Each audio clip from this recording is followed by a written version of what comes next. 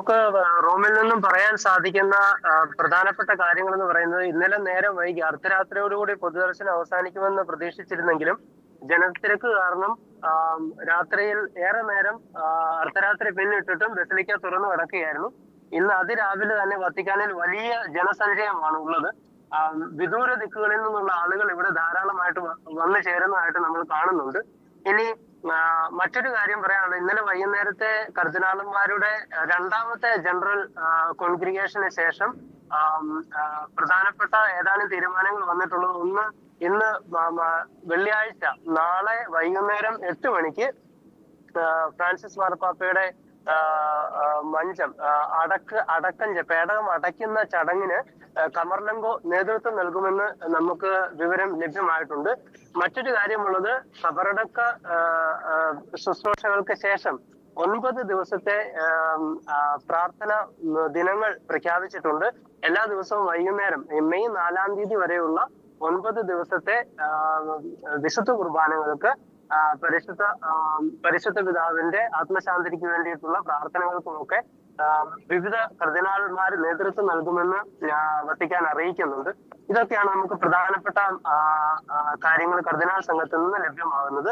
പിന്നെ അതുപോലെ തന്നെ വത്തിക്കാൻ പ്രസ് റിലീസ് ചെയ്യുന്ന വിവരമനുസരിച്ച് കുറഞ്ഞത് 170 രാജ്യങ്ങളിലെ ജനപ്രതിനിധികളും 170 രാജ്യങ്ങളിലെ പ്രതിനിധികളും ഈ ചടങ്ങിൽ സംബന്ധിക്കുമെന്ന് റോമിന്റെ മേയറിൽ നിന്ന് ഓഫീസർ പ്രഖ്യാപിക്കുന്നുണ്ട്.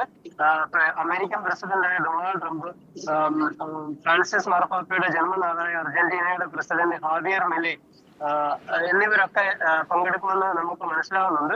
അതുപോലെ തന്നെ ബ്രസീലിന്റെ president Luiz Inacio da Silva അദ്ദേഹം പങ്കെടുക്കും.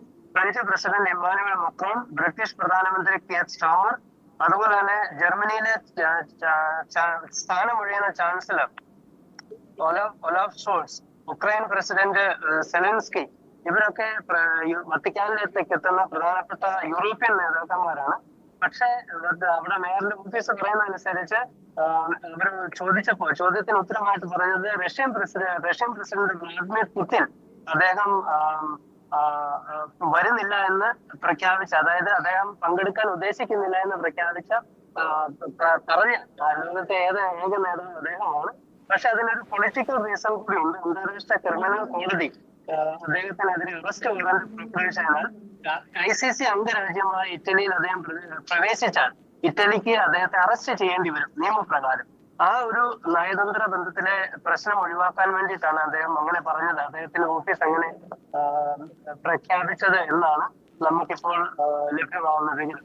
പിന്നെ മറ്റൊരു സുപ്രധാനമായിട്ടുള്ള വിവരം വത്തിക്കാൻ പ്രസ് റിലീസ് ചെയ്തത്, ഇവിടെ സാന്താ മരിയ മജോറെ ബസിലിക്കയിൽ ഫ്രാൻസിസ് മാർപ്പാപ്പയ്ക്ക് വേണ്ടിയിട്ടുള്ള കബറിടം ഒരുങ്ങുന്നു. അതും വളരെ ശാന്തമായി, തീർത്ഥാടകരെ ആരെയും ഒരു തരത്തിലും ബുദ്ധിമുട്ടിയാതെ ഫ്രാൻസിസ് മാർപ്പാപ്പ എങ്ങനെയായിരുന്നു ജീവിച്ചത് അങ്ങനെ തന്നെ അദ്ദേഹത്തിനുള്ള കബറിടവും ഒരുങ്ങുന്നു എന്നാണ് നമുക്ക് റോമിൽ നിന്നും ഏറ്റവും പുതുതായിട്ട് പങ്കുവയ്ക്കാൻ കഴിയുന്ന വിവരങ്ങൾ. റോബിൻ. ഫാദർ, അതുപോലെ തന്നെ ഇപ്പോൾ എങ്ങനെയാണ് സുരക്ഷയുടെ കാര്യങ്ങൾ? അങ്ങ് എനിക്ക് തോന്നുന്നു വത്തിക്കാൻ ചതുരത്തിന്റെ പുറത്താണോ അങ്ങ് നിൽക്കുന്നത്? ഞാൻ ഇപ്പോൾ നിൽക്കുന്നത് മേരി മേജർ ബസിലിക്കയുടെ മുന്നിലാണ്. നമ്മൾ വത്തിക്കാനിൽ നിന്നും ഇവിടെ കബറിടം ഒരുങ്ങുന്നു എന്ന വാർത്ത അറിഞ്ഞ് അത് കാണാനും, ഇനി അത് അടച്ചു വെച്ചിട്ടാണ് അത് ഒരുക്കുന്നത്, ഇനി അത് തുറന്നിട്ടുണ്ടെങ്കിൽ അതൊന്ന് കാണാനും ഒക്കെ ആയിട്ട് വന്നതാണ്. റോബിൻ. ഓക്കെ, എങ്ങനെയാണ് ഞാൻ ചോദിക്കാൻ വന്നത്, എങ്ങനെയാണ് തിരക്കിന്റെ അവസ്ഥ, എങ്ങനെയാണ് സുരക്ഷയുടെ അവസ്ഥകളൊക്കെ എങ്ങനെയാണ്? നമുക്ക് പതിവിലും വിപരീതമായി എന്തൊക്കെ കാര്യങ്ങളാണ് ഇപ്പോൾ അവിടെ സംഭവിച്ചുകൊണ്ടിരിക്കുന്നത്? കാരണം ഇറ്റാലിയൻ ജനതയുടെ ഒരു സംസ്കാരത്തിൻ്റെയും ഭാഗമാണ്, നിത്യജീവിതത്തിൻ്റെ ഭാഗമാണ്, അത് രക്തത്തിൽ അലിഞ്ഞു കിടക്കുന്നതാണ്.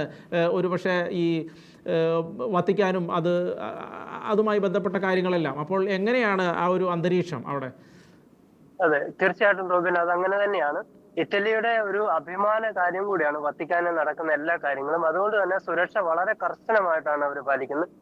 ഇന്നലെ നമ്മളോട് സംസാരിച്ച വത്തിക്കാൻ പ്രസ് സെക്രട്ടറിയിൽ നിന്നും നമുക്ക് ലഭ്യമാകുന്ന 3 ലെയറിലുള്ള സുരക്ഷയാണ് ഇവർ ഒരുക്കിയിരിക്കുന്നത്. ഒന്ന്, തീർച്ചയായിട്ടും വത്തിക്കാനിലുള്ളത് ഇറ്റാലിയൻ പോലീസും സ്വിസ് ഗാർഡ്സുമാണ് അവിടെ വത്തിക്കാനിലുള്ളത്. അതുപോലെ തന്നെ റോമിലെ പൊതുവായിട്ടുള്ളത് റോം ഉൾപ്പെടുന്ന ലാസിയോ റീജിയന്റെ പോലീസാണ് റോമിന്റെ സുരക്ഷ ഇപ്പോൾ ഏറ്റെടുത്തിരിക്കുന്നത്. നമുക്കറിയാം, നമ്മളിവിടെ നോക്കുമ്പോൾ എല്ലാ വഴികളും സാധാരണഗതിയിൽ പാർക്കിംഗ് അനുവദിച്ചിട്ടുള്ള എല്ലാ വഴി ഓരങ്ങളും അവര് സീൽ ചെയ്തിരിക്കുകയാണ് പാർക്കിങ്ങിൽ. ഇനി ശനിയാഴ്ച കഴിയുന്നത് വരെ ഇവിടെ പാർക്കിംഗ് അനുവദിക്കില്ല എന്ന് എല്ലാ പ്രധാന നിരത്തുകളിലും അവര് സീൽ ചെയ്തിരിക്കുകയാണ്. അതുപോലെ തന്നെ വത്തിക്കാനിലേക്കുള്ള എല്ലാ വഴികളും റോമിന്റെ പോലീസിന്റെ കീഴിലാണ്, റോമിന്റെ മേയറിന്റെ ഓഫീസിന്റെ കീഴിൽ പ്രത്യേകം മുദ്ര വെച്ചിരിക്കുകയാണ്. അവിടെ എങ്ങും പാർക്കിംഗ് അനുവദിച്ചിട്ടില്ല. പിന്നെ പ്രത്യേക തരത്തിലുള്ള വലിയ വാഹനങ്ങളൊന്നും വത്തിക്കാനിലേക്കുള്ള നിരത്തുകളിലേക്ക് കയറ്റി വിടുന്നില്ല. പിന്നെ മറ്റൊരു കാര്യം പറയാനുള്ളത്, പല രീതിയിൽ നമുക്ക് മരിയ മജോറെ ബസിലിക്കയിലേക്ക് വത്തിക്കാനിൽ നിന്ന് വരാം. പക്ഷെ ഏത് രീതിയിലാണ് മാർപ്പാപ്പയുടെ ഭൗതിക ദേഹവും വഹിച്ചുകൊണ്ടുള്ള യാത്ര വരുന്നത് എന്ന് ഇതുവരെ പുറത്തുവിട്ടിട്ടില്ല. തീർച്ചയായിട്ടും അത് സുരക്ഷാ കാരണങ്ങൾ കൊണ്ടാണെന്നാണ് മനസ്സിലാക്കുന്നത്, റോബിൻ.